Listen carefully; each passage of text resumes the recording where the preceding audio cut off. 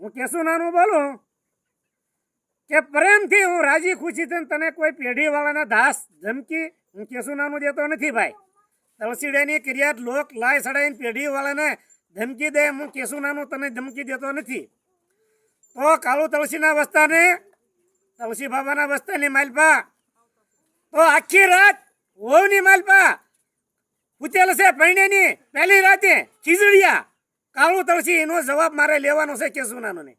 હવે આ સુધી એને બહુ રાખ્યું જેટલા જેટલા વેદ એને દબાવ્યા છે એનો જવાબ મારે કેશુનાનો લેવાનો છે. એની પાપની માલપા મારા મા માતર વહી ગયેલા છે એનો જવાબ મારે લેવાનો છે.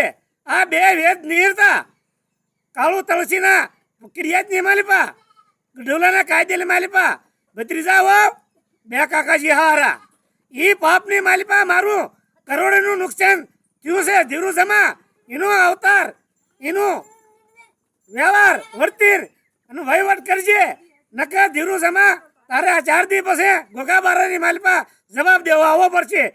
તું જે વાતનો નિર્ણય લે તો વ્યવહાર વર્તી અને તું વહીવટ કરશે નકર તારે વ્યવહાર મારો વ્યવહાર તારે વર્તો આવવું પડશે.